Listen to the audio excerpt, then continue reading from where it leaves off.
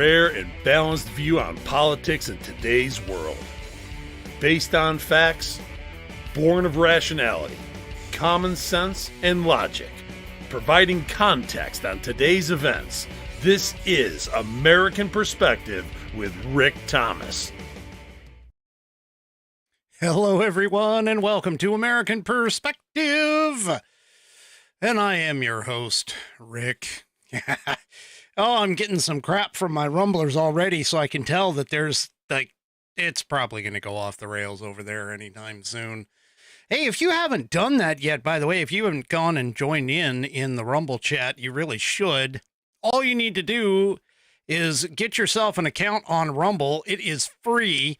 You go to rumble.com, get signed in, and then once you are signed in signed up and signed in, then you can search up the American Perspective channel and make sure that you hit that green follow button to get notified every time I go live, of course. And also, too, you can join in the chat.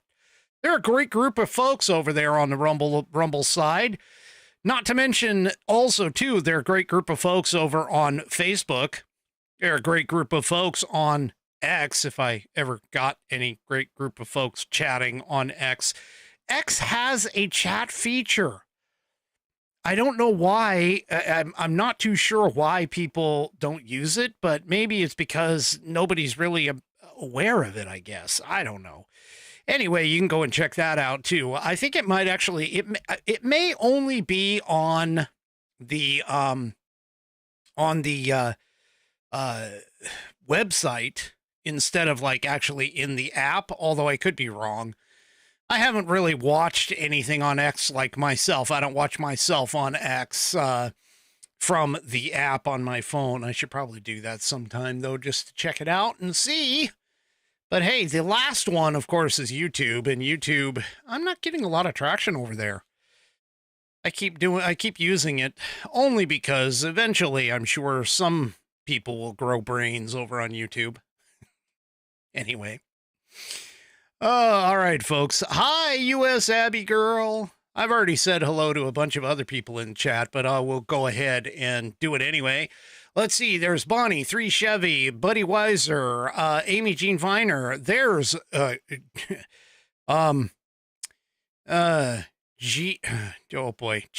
Wolco 1. Anyway, sorry, I don't know. They told me what I could call him. I think it's a he, but anyway. Let's see, who else did I miss? Did I miss anybody over there? Nana's there. I see Nana. Bananas for Nana. Nanners for Nana.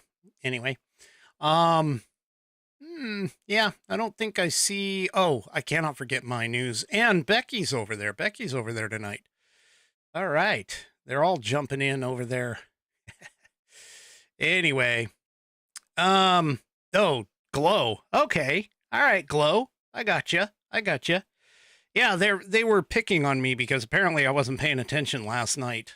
I saw some things go by, but you got to understand that when I'm, running the show, it's kind of hard to catch up on everything. I mean, I am the literal one-man band here.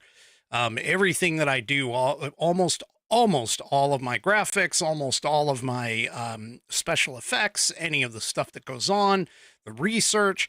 I don't have a crew of people to do this. This is just me. That's it. Just me. Oh, hey, JLQUE is in the chat over on Rumble saying hello. I've seen her pop in and out every once in a while.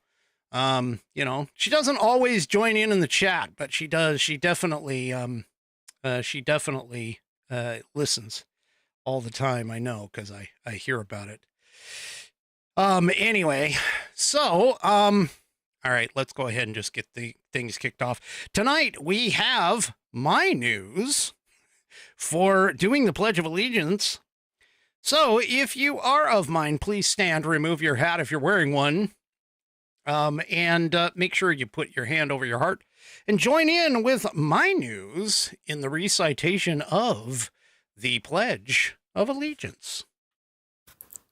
I pledge allegiance to the flag of the United States of America and to the republic of which it stands, one nation, under God, indivisible, with liberty and justice for all.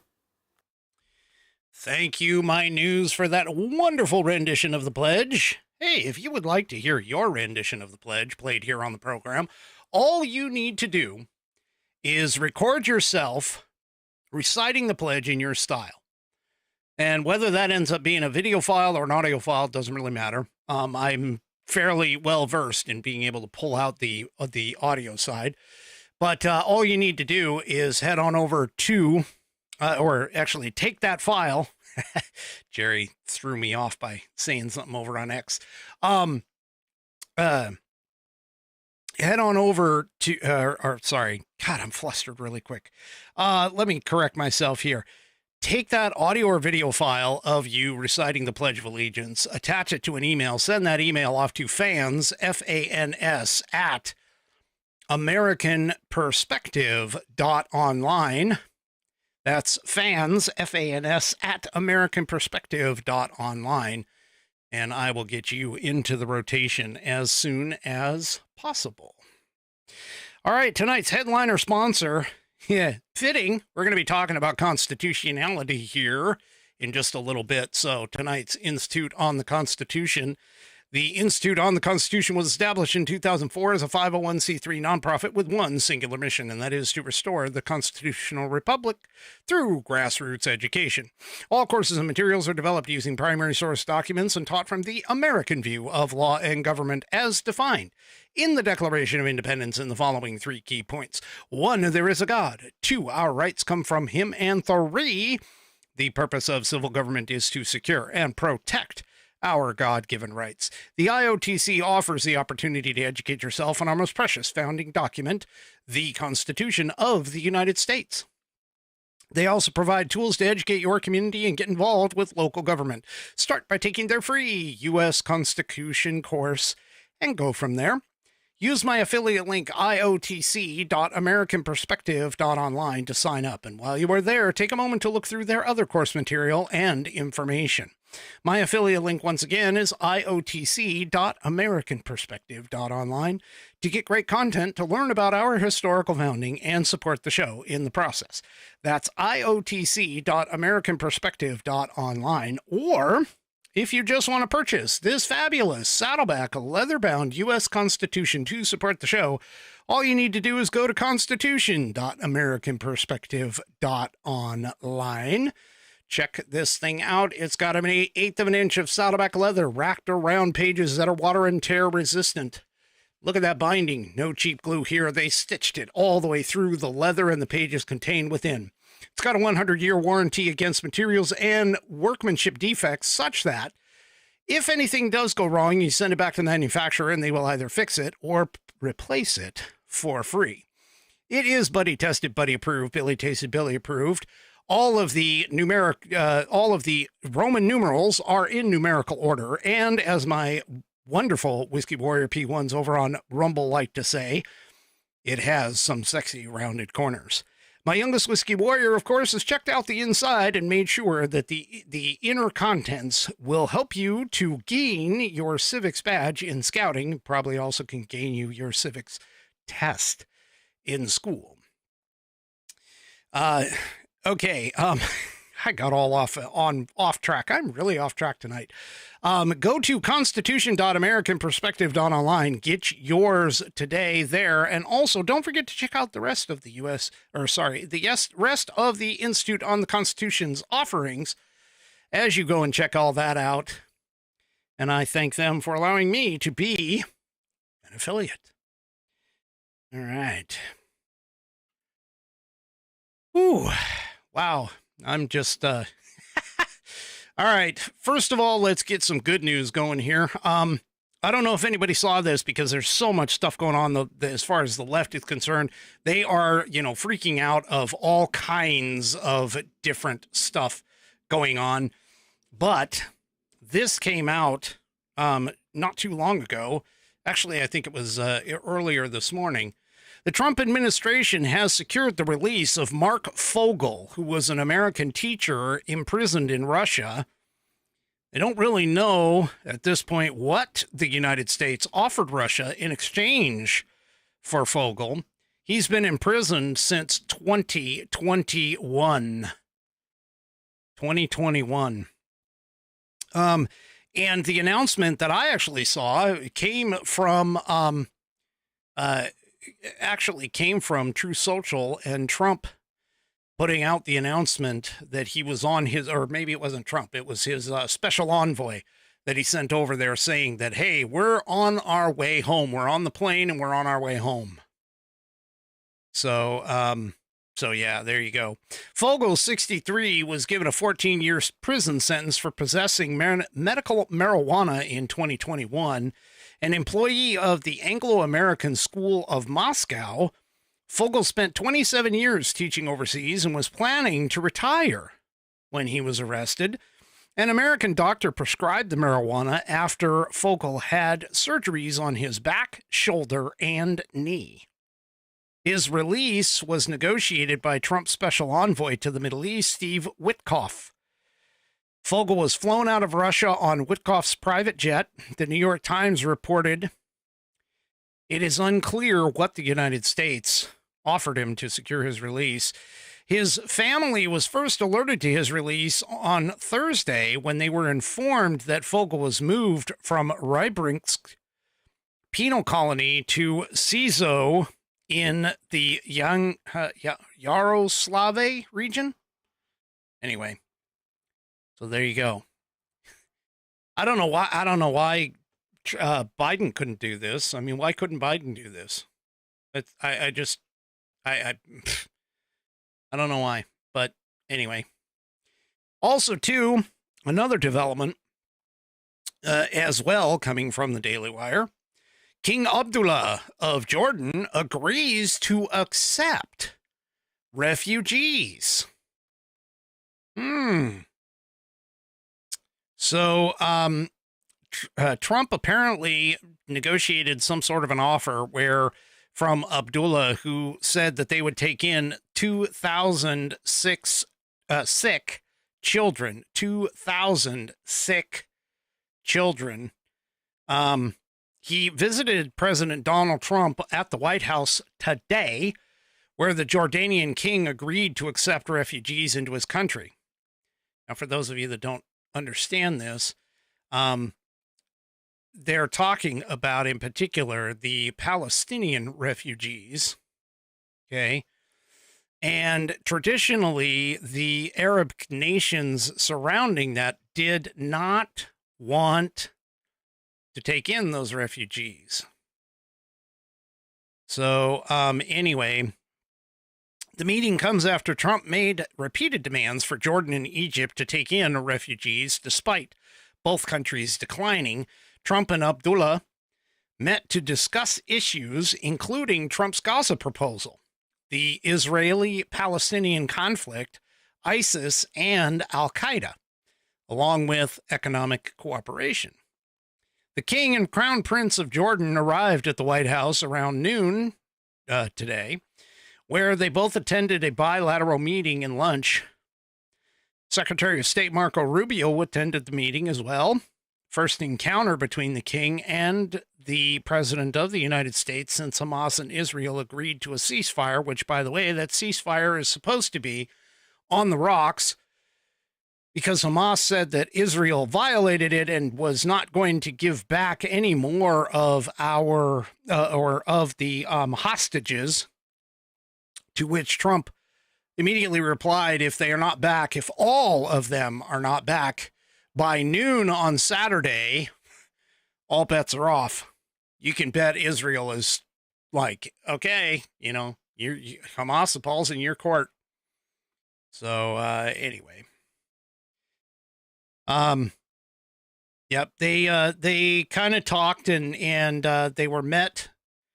The king was met outside the White House on Tuesday after the king was met by the White House honor guard. Trump said of Abdullah, he's a great man.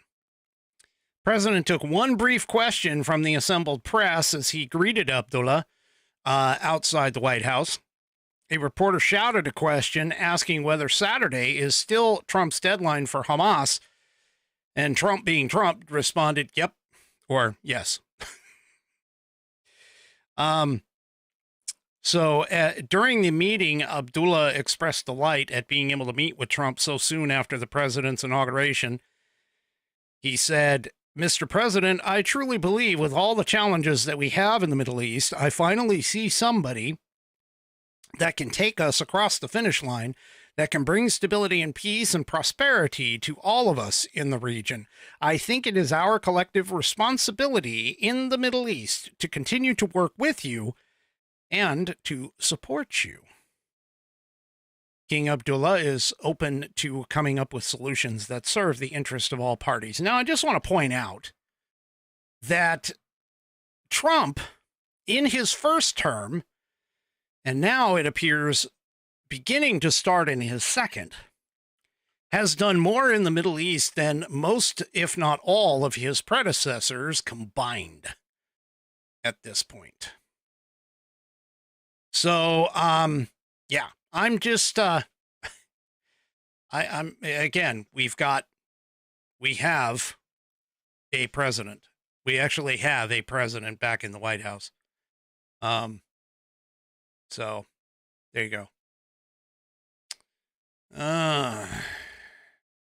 You guys are going to have to fill me in on who this Todd guy is. I'm talking to my rumblers. Again, like I said, they do some crazy stuff. All right. Well, despite the fact that some legal challenges are attempting to shut down the Trump admin buyout offer, seems like there's people taking it. Here in the Epic Times, you'll notice more government workers accept Trump admin buyout offer. 65,000 workers have now decided to resign. So the number of workers has risen by about 25,000 from before. That was up from more than 20,000 on February 4th, more than 40,000 on Thursday morning, and now we're up to 65,000. So, yeah, the buyout offer is a deferred resignation that pays workers until September 30th. One worker that was based in my area, speaking on condition of anonymity, said that she took the offer on Thursday. She hopes to use the opportunity to move overseas, but said that even if the money never comes, she still wants out. She says she is unwilling to comply with the new administration's policies. Yeah, we're finding that out across a lot. Anyway, including the elimination of diversity initiatives. Well, that doesn't surprise me coming from the Pacific Northwest. Anyway, and she worries that the situation will only get worse for people who stay. I don't know why. Why would the situation get worse? I mean, seriously, what? Why? So, yeah, it just doesn't make sense why they think that things are going to get worse. Anyway, it's a job. Come on, people. It's a job. You take your personal feelings out of it. It's just a job. It's a thing you do. So anyway, more people are taking off and leaving, which is cool. So workers could start resigning on January 28th. Well, that's passed. The original deadline was the 6th, but the judge ordered the government to push it back until the 10th, which would have been yesterday. So another worker also said that the judge's decision bolstered suspicions that the deferred resignation program was legally questionable. Now, they've done this before. This isn't legally questionable. I'm just saying, it's not legally questionable. They've done this before. They've literally, in order to cut back on personnel and things like that, they've done a lot of this before. I mean, the only reason that these lawsuits are even coming about is because of the fact that somebody wants to stop Trump from actually having a victory. Pretty much it. But anyway, so a hearing which was supposed to take place yesterday was brought by the unions that could result in the deadline being delayed further. So union said in the court filings that they don't know whether the government can honor the buyout offer since congressional appropriations don't currently run until the fall. They said the offer is illegal because it's arbitrary and capricious, in part due to running counter to longstanding rules and requirements for federal employees. Government lawyers said in response that the offer is legal because it is, rather than being a final agency action, a matter of pure internal government administration, and in all events imposes no legal right or obligation on anyone, let alone the plaintiffs, meaning the unions that filed the court. Well, apparently part of the reason, as this article did point out, is that I guess federal employees, according to this article in the Federalist, federal employees are angered and fearful at having to do what their boss says. Really? You know, I would love to be able to, like, just arbitrarily say, you know what? My boss just pisses me off, and I'm so scared because I'm being told what to do. Yeah, that hasn't worked well in my career and definitely not in my marriage. But anyway, confusion, anger, fear, and chaos, disruption across the federal government. Oh my gosh, how dare the president? Yeah. Oh my gosh. Yeah. So apparently they're just all crazy. They're nuts. They're going nuts. So, I just don't understand. I don't get it. Anyway, so they kind of go on and talk about, some of in the piece here, they talk about what is, the reality of federal service is what they're talking about here, where it says, it's true the federal government does indeed provide lots of essential services to American citizens. For an example, focused on national security, the U.S. Postal Service, Veterans Affairs, which, by the way, with the exception of Veterans Affairs, those first two are constitutionally requirements and mandatory for the federal government to do. It continues here saying federal employees as a professional demographic are also the most pampered and insulated workforce in our nation. They get more leave than private sector employees and generally work fewer hours. Yeah, I'm not sure about that. But anyway, federal employees enjoy unparalleled levels of legal protection from being fired. Yeah, I do know that one. Protections that were strengthened during the Biden administration. Yeah. Anyway, unlike non-federal workers who can be fired at will, federal workers can only be fired for cause, a process that includes a step-by-step action plan. For example, to be fired for poor performance, the employee must first be presented with a negative performance review, something that typically takes a year. Then the employee is placed on a performance improvement plan, known as a PIP, in which he or she has to meet regularly with their supervisor and discuss how things are going. Poor performers can only be fired if they fail to improve. Even marginal improvement is good enough to get off of a PIP. Given how time-consuming this is, many supervisors prefer to simply pass the trash, waiting until they or the employee change offices. Yeah, that sounds like a really cushy job there, let me tell you. Screw up, move up. Anyway. So yeah, this is just crazy. And I guess many federal employees, according to the article here, are anonymously telling corporate media how mistreated they have been by the new administration's many directives, how deeply insulted they feel by the administration's aggressive, seemingly mean-spirited character. Okay, folks, again, take the emotion out of it.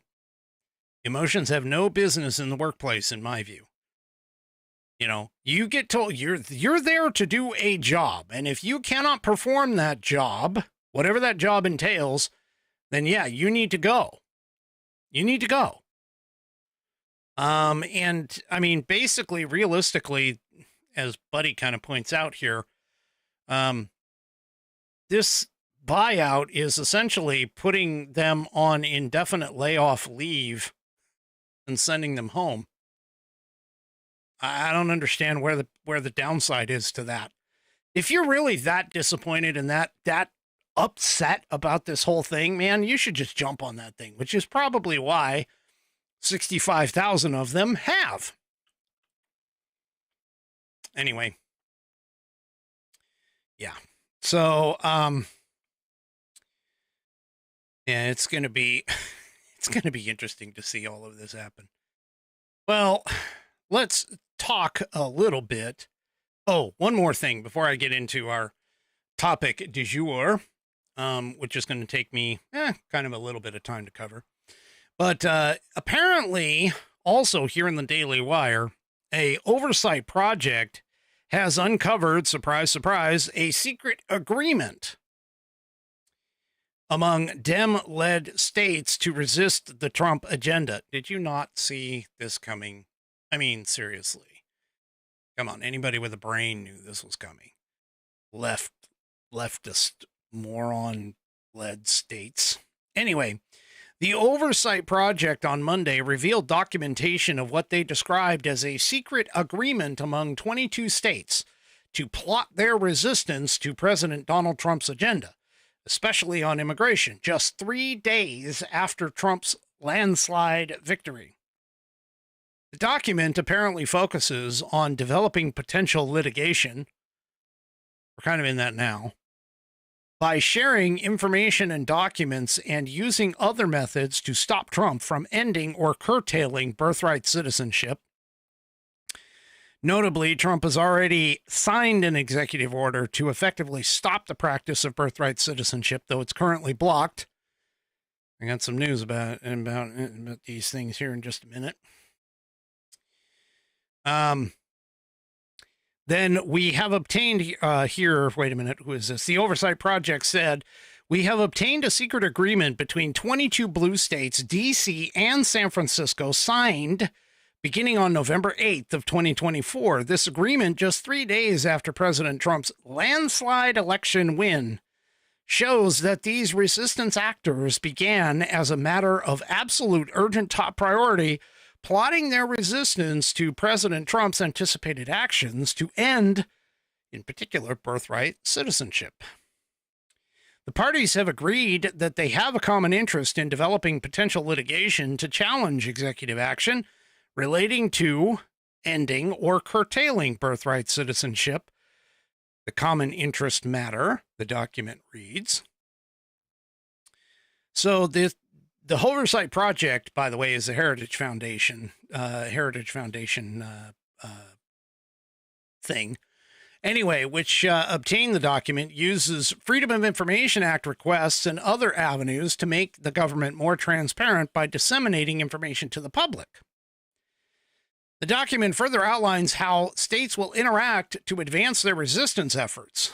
They're going to share information, documents, communications, for the purpose of advancing their common interests, including but not limited to potentially filing complaints, dispositive motions, briefs, commenting on draft filings, keeping such information and materials confidential, and protect any privileges attached to such information and materials to the extent authorized by law. So in other words, they're colluding to prevent the government from doing what it's supposed to do. So, yeah. Yeah, 3 Chevy. I would consider it a conspiracy. 3 Chevy says on Rumble, Rick, is that some kind of conspiracy? Yeah, it could be. You could also potentially call it sedition, insurrection. It's definitely insubordination. Yeah, they could. They're skirting on some very dangerous ground right here, especially if what we assume to be correct, that's going to eventually happen. It's going to go up to terms of, in particular, the birthright citizenship piece is going to go up to the Supreme Court. I'm fairly certain, can almost guarantee that that's going to happen. Yeah. So, anyway. So, yeah, it's just going to go on. It's a secret blue state resistance agreement. So, that's no surprise, though. I mean, let's be honest. That's no surprise that that's going to be the case. Seriously. I mean, let's just be completely honest. As part of the resistance, what they were talking about there, of course, is bringing litigation. And we've had multiple courts. Notice how they're almost all in blue areas. And let's be honest here. I know some people are like, one of the judges was a Reagan-appointed judge. Okay, well, keep in mind, it may have been a Reagan-appointed judge, but it was probably part of a deal to get the other judges through. Just remember, politics is all about what is colloquially known as horse trading. You constantly are giving a give and get in politics today, because you can't just, that's part of the reason why when somebody takes like a hardcore stance, if it's an unpopular stance, it generally tends to mean that it's likely not likely going to get through.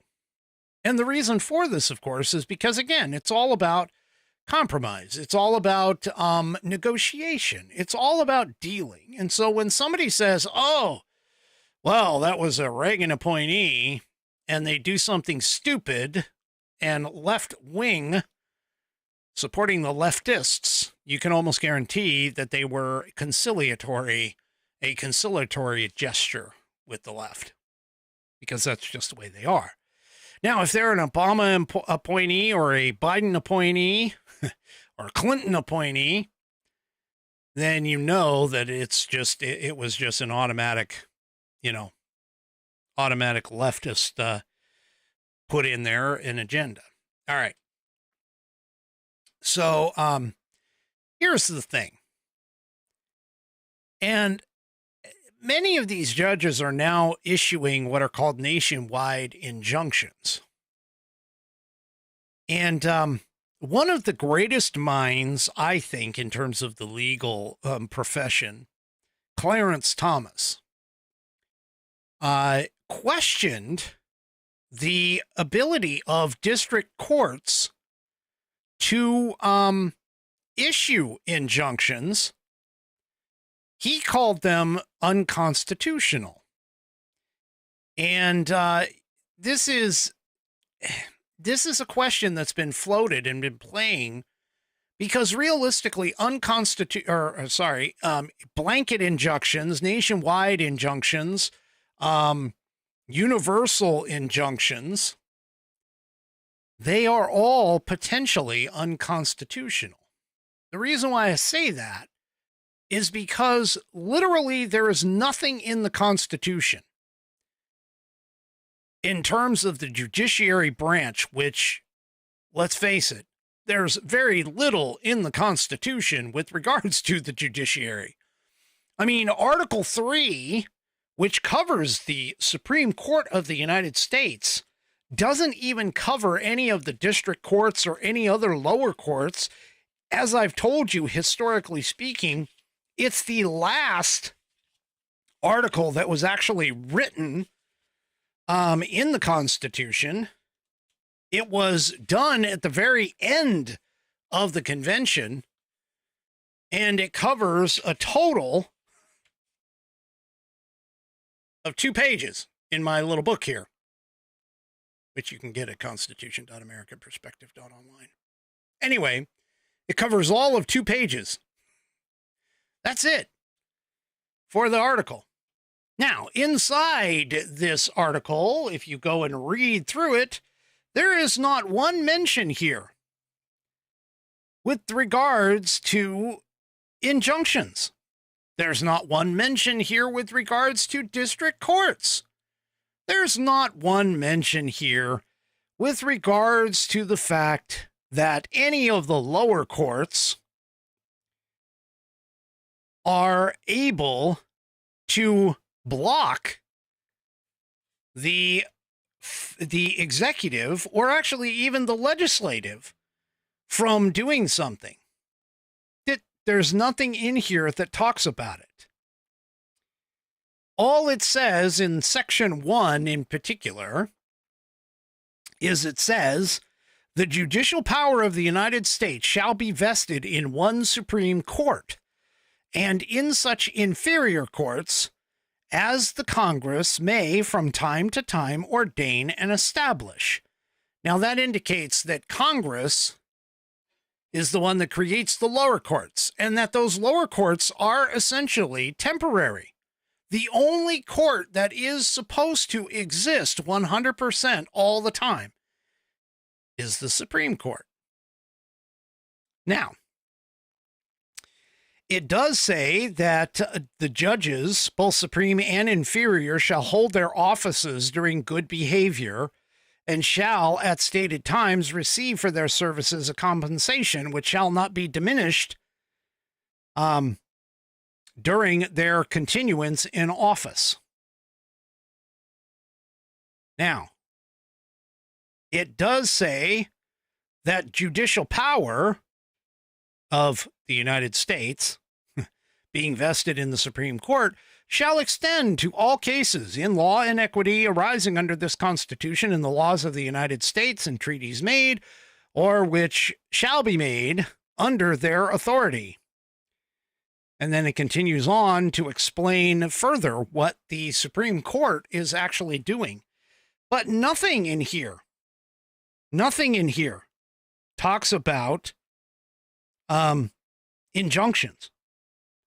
Not one thing in here talks about judicial review on laws. Not one thing, which that, by the way, is a inferred power, not an explicit power of the Constitution.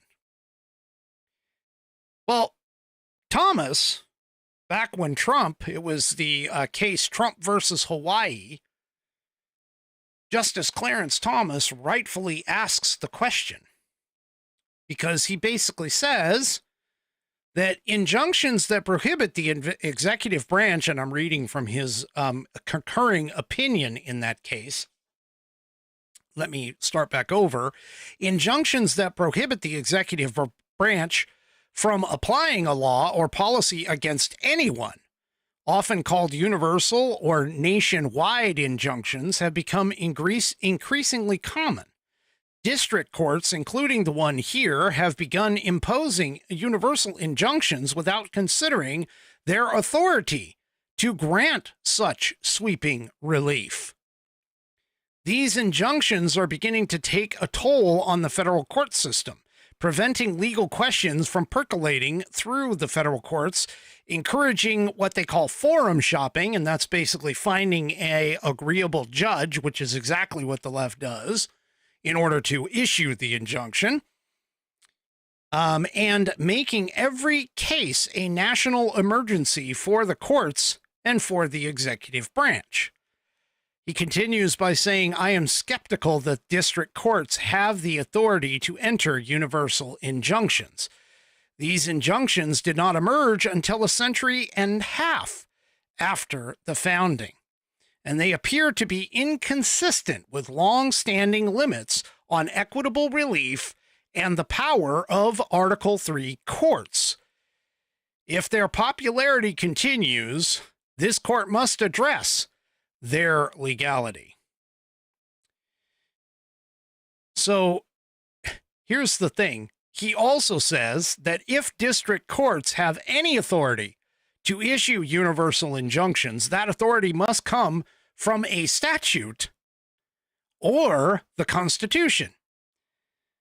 And he references a case, Missouri versus Jenkins, where he basically says that no statute expressly grants district courts the power to issue universal injunctions. So the only possible bases for these injunctions are a generic statute that authorizes equitable relief or the court's inherent constitutional authority. He says neither of these sources would permit the form of injunctive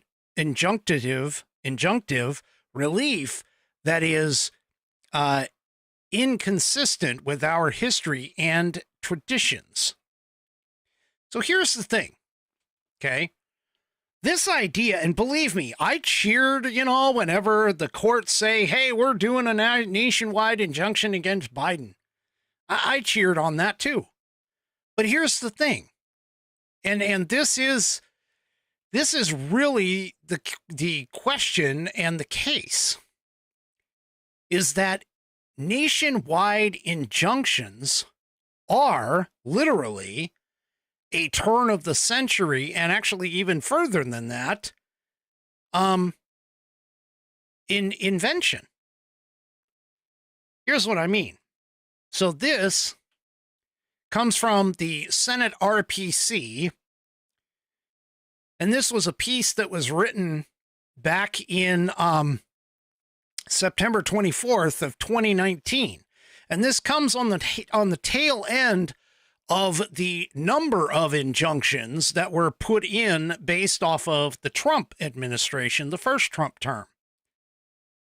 So the Supreme Court, okay, has in the past reversed nationwide injunctions.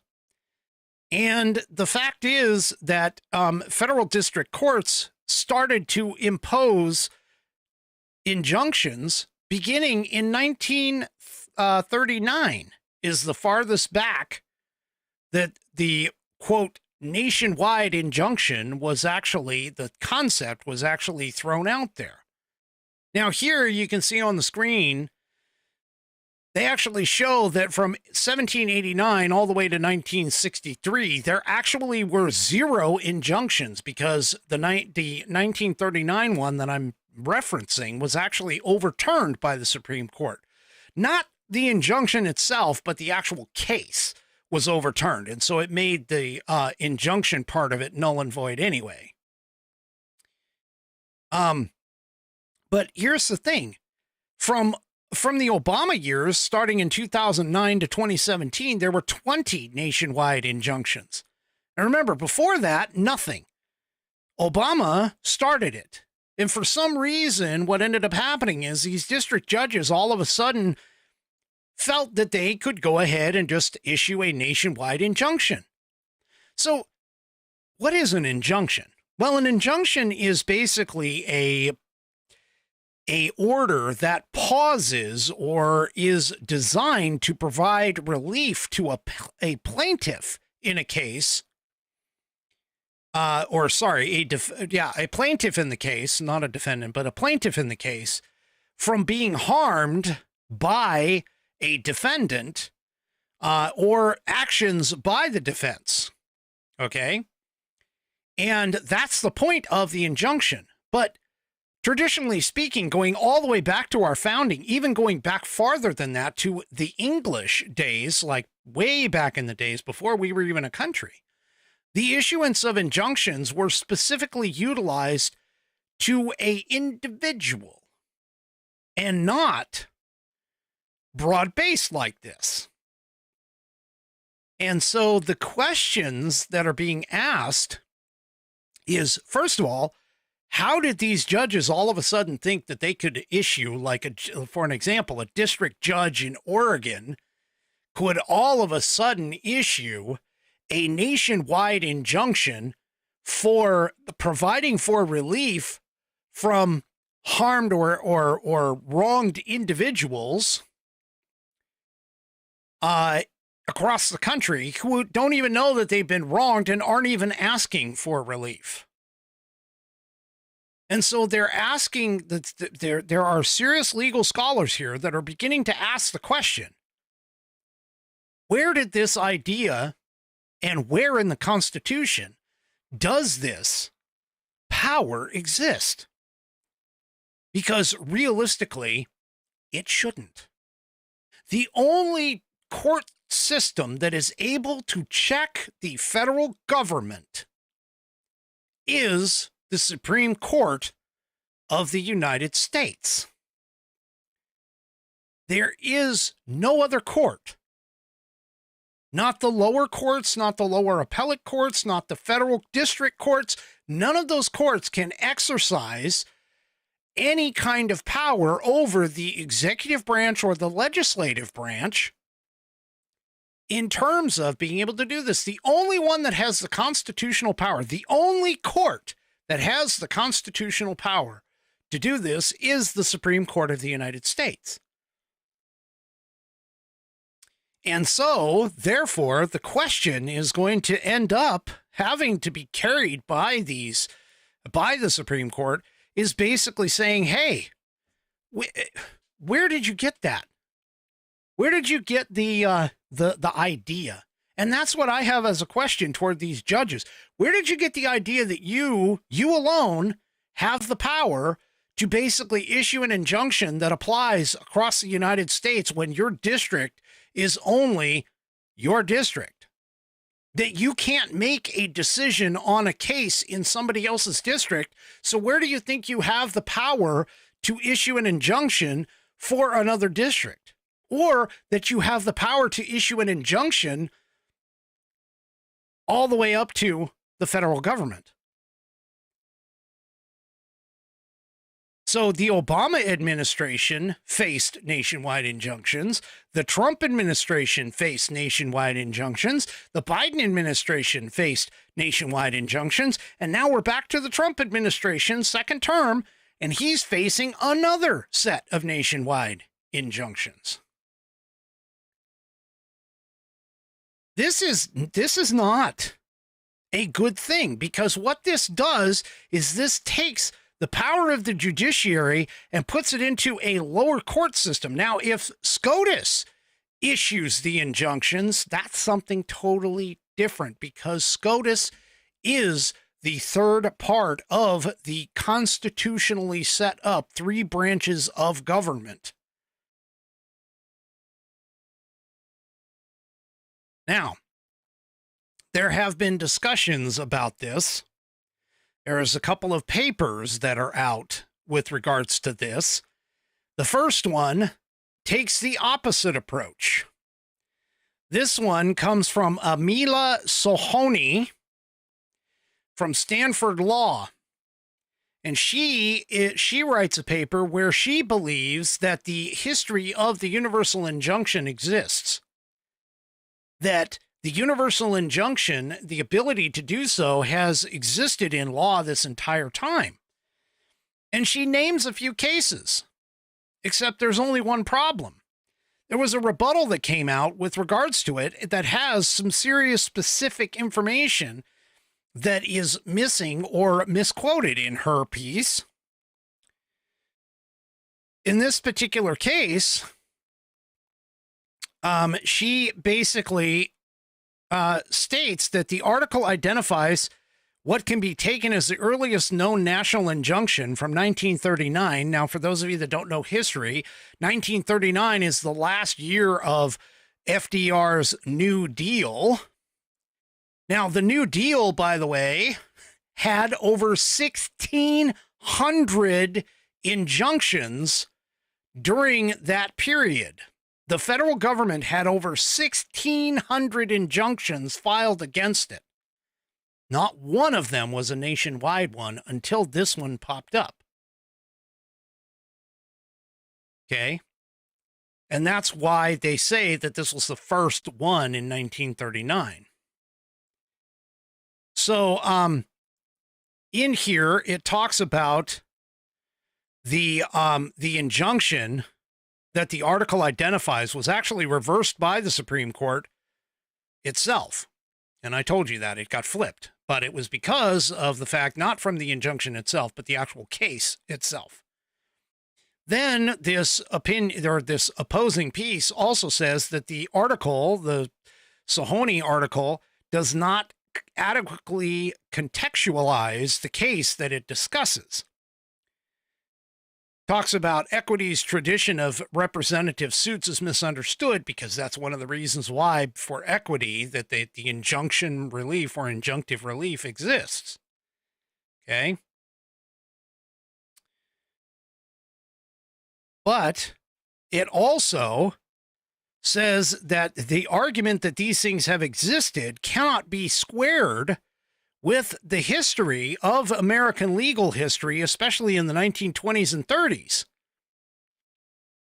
Because of the fact that, again, as I pointed out, the legal challenges to, like, the New Deal, as an example, none of them put in a nationwide injunction. And so there is no history to indicate that, especially that our founding fathers had the idea that a court, even a lower court like a district court, could actually issue an injunction. Now, another article, or another case that the article discusses, is called Lake and Steel versus Perkins. And in this particular case, and this is the case that they're talking about, the short version of it basically is that the D.C. Circuit issued a preliminary injunction prohibiting the enforcement of the Secretary of Labor's minimum wage determination for the steel and iron industry across the country. And it was that injunction that was reversed by the Supreme Court. But the article, meaning the Sahoni paper, misreads the significance of the case. The article says that the Supreme Court reversed because of a lack of standing, but yet was silent on the scope of the injunction. However, that's not quite so, because the article's separation of standing from remedies is artificial, this piece claims. The reason is that there is an Article 3 problem with the national injunction which is because one individual plaintiff doesn't have the standing to seek the remedy on behalf of everybody. And this happens all the time. You as an individual can't walk up and say, hey, I'm being harmed as well as everybody else in the country. That's always been overturned. I won't say always, but predominantly has been overturned, as you don't have standing to make an argument for an entire group of people. That's part of the reason why we have class action lawsuits. And that particular point, by the way, is made unmistakably plain in the case Gill versus Whitford, that the Sahoni paper doesn't even cite. So the idea, by the way, of all of this, which back in Perkins, Justice Black's paragraph where he talks about why they are doing it, he says, in our judgment, the action of the Court of Appeals for the District of Columbia goes beyond any controversy that might have existed between the complaining companies and the government officials. The benefits of its injunction and of that ordered by it were not limited to the potential bidders in the locality, however construed, in which the respondents do business. All government officials with duties to perform under this Public Contracts Act have been restrained from applying the wage determination of the Secretary to bidders throughout the nation who are not parties to any proceeding, who were not before the court, and who had sought no relief. So, and it reversed the injunction, by the way, 8-1. Justice Black framed the entire question in terms of whether the injunction was inappropriately overbroad.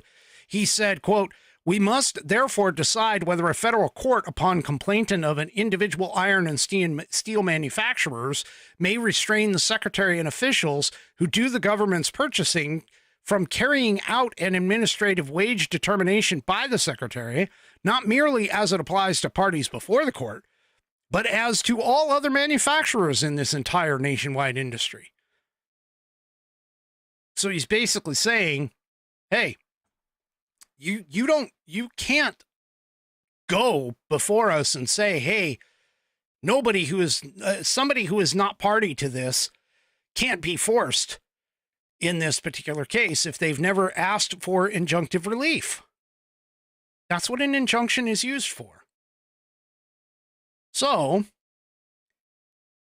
he continued on, or it continues on here, that it said that the district court declined to interfere so sweepingly with the administration of the act. So, and that did not merely pray relief for themselves, but insisted that all government officials be restrained from requiring statutory stipulation of that. And so the question is even, it's like, yeah, there's court precedent that basically points out that this is not something that is constitutionally available. Okay.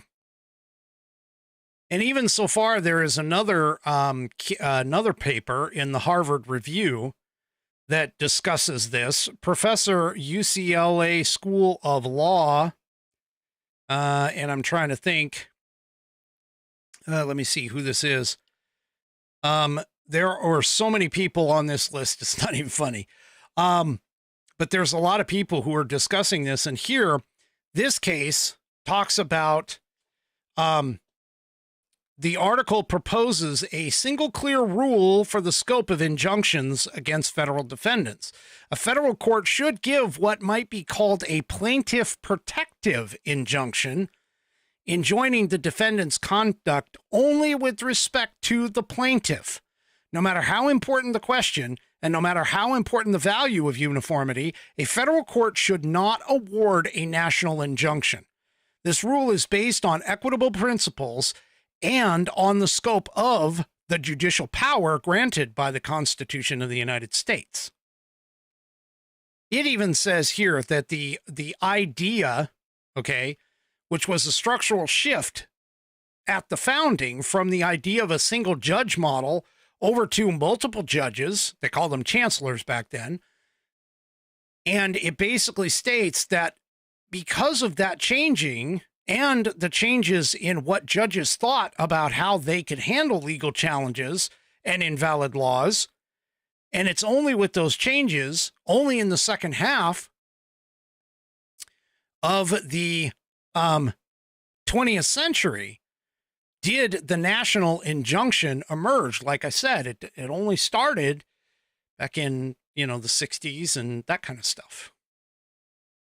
So there's a lot of arguments, and believe me, it goes a lot deeper than this. I don't have enough time to cover it all, but it goes a lot deeper than this. So this is potentially the constitutional crisis that the Dems are actually creating.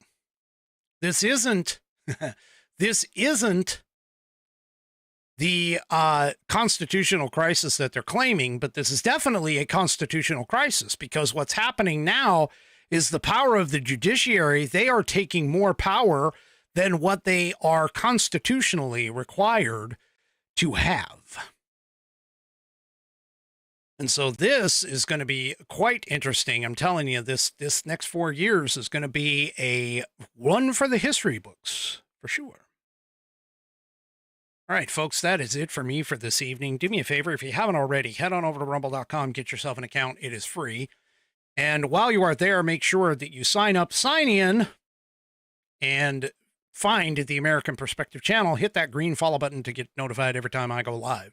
Also, too, if you haven't done it yet, head on over to americanperspective.online, wait about 5 seconds, get a pop-up, and sign up for the Perspective newsletter, so that you can go and get information from me. I sent out the second issue right before the program here. And I'm still kind of working it out, but you can get on there and find all sorts of little tidbits and things like that from me and the American Perspective crew. Also, too, before you take off, don't forget to hit those thumbs up and like buttons all across my outlets, whether it's X, YouTube, Facebook, and, of course, the aforementioned Rumble. We will see you tomorrow night, 5 p.m. Pacific, 8 p.m. Eastern Time for Whiskey Wednesday, right here on American Perspective. Have a great rest of your evening, and good night, everybody. The previous broadcast was produced and is owned by Active Eye Media LLC. All rights reserved.